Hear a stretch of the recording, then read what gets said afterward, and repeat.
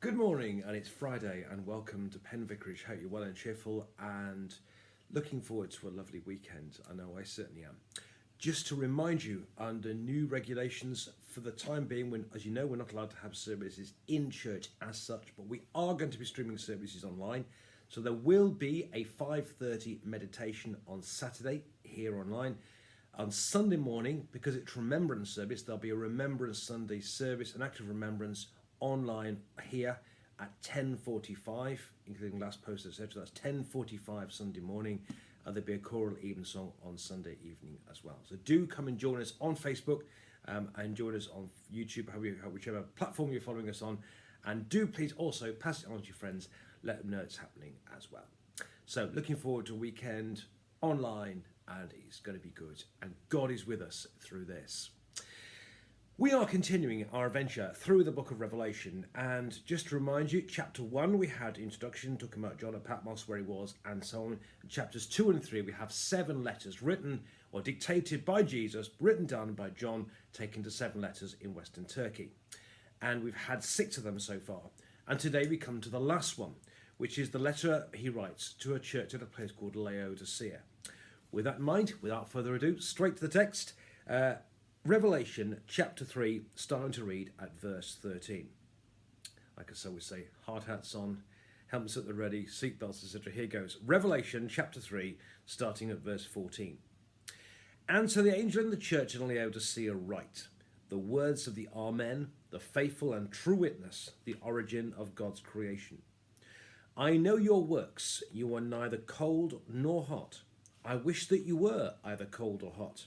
So because you are lukewarm, neither cold nor hot, I'm about to spit you out of my mouth. For you say, I am rich, I have prospered, I need nothing. You do not realize that you are wretched, pitiable, poor, blind, and naked. Therefore I counsel you to buy from me gold refined by fire, that you may be rich, and white robes to clothe you, and keep the shame of your nakedness from being seen, to salve to anoint your eyes, that you may see. I reprove and discipline those whom I love. Be earnest, therefore, and repent. Listen, I am standing at the door knocking. If you hear my voice and open the door, I will come into you and eat with you, and you with me. To the one who conquers, I will give a place with me on my throne, just as I myself conquered and sat down with my Father on his throne. Let anyone who has an ear listen to what the Spirit is saying to the churches. And this is the word of the Lord. Thanks be to God. Right, well, Laodicea was a place that was quite rich. It was quite a well-to-do city. As I say, it had its own a very advanced banking system. It had also a very good health service as well, particularly specialising, I believe, in ophthalmic things to do with your eyes anyway. And it also had a very, very thriving clothing industry. What becomes clear through this is that spiritually they've got it horribly, horribly wrong. And Jesus has some words with them about this. What's also wrong, though, is I didn't realise till this that these words that Jesus says here have been misunderstood by preachers throughout the years. Up and down the land, up and down the world, you'll hear preachers saying that about how the Laodiceans were lukewarm. They were neither hot for Jesus, nor cold against it. And because they're neither one thing nor the other, he'd spew them out of his mouth. Makes for a good sermon. Unfortunately, it just doesn't reflect the text, which Jesus says in the reading this morning. To understand this, you have to understand a bit of what the situation was around Laodicea, to do with their water system. So they had good banking, good health service, good clothing, but they had a very, very poor water supply. A few miles one way is a place nowadays known as Pamukkale. You can visit it, or used to be able to. Lovely, warm, healing waters over there. A few miles the other way, a place called Colossae, from which we get the Colossians, which has nice, cold drinking water. The trouble with the Laodiceans is they got hot water that way, cold water that way, but the water around Laodicea apparently was full of calcium carbonate and was simply disgusting. And what he's actually saying here is, I wish that you were either useful hot water or useful cold water, but because you've got this useless, horrible, stagnant stuff that you've got, which tastes disgusting, you're neither use nor ornament. So what he's telling them here is they're not so much apathetic, they're just useless. which I suppose is kind of not much better really, but it does put a different slant on it. Question is though, why? If it wasn't complacency that was their problem, where had they gone wrong? And the answer is one word. The answer is pride. That was their problem. Now again, pride takes a bit of thinking about, because pride can mean all sorts of things. There's a good kind of pride. Being proud of your children, or being proud of your work, or being proud of your family, or being proud of your friend, or whatever it may be. That's a good kind of pride, of course. Bad pride, spiritual pride, is about saying, basically, I'm all right, Jack. I'm self-sufficient. I don't need anybody or anything, and I don't need God. And especially when people say, because I've got everything I want, I don't need God. That is spiritual death. Which is why Jesus says, you think you are rich, but you are poor. You think you are healthy, but you are blind. You think you are clothed, fully properly clothed, but you are naked. And he uses heavy doses of sarcasm in this. You think you are rich, but actually, as he says, you're actually poor. You think you've got wonderful eye treatments, but actually you're blind.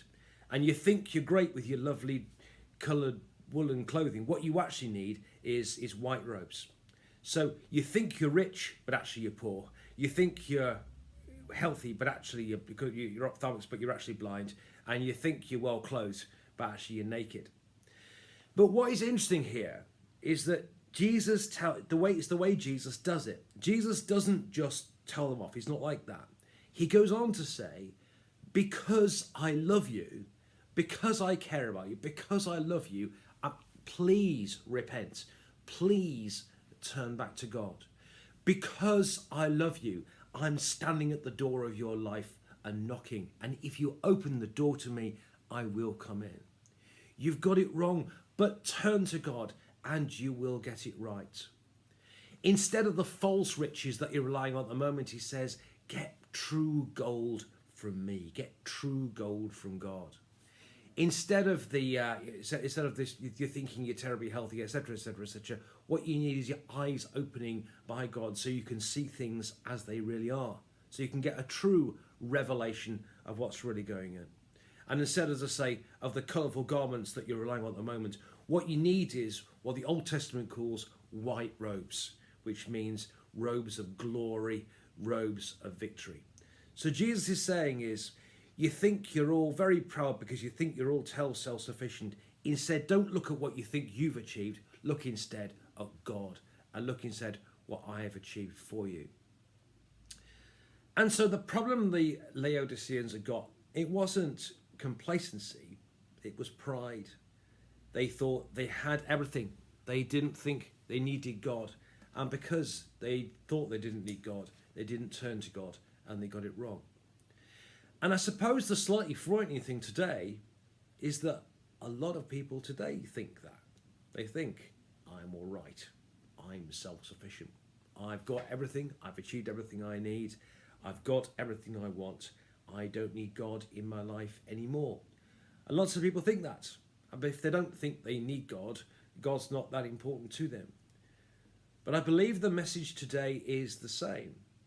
Jesus says to the people and everyone today, I love you. And because I love you, turn to God. Get true riches. Get white robes. Get fully healed. Turn to Jesus. I stand at the door of your life today and I knock. And if you'll open your door to me, I will come in. My friends, in the words of a beautiful old Christian song, people need the Lord. I do. You do. We all do, because in him there's true riches. Hope to see you at the weekend.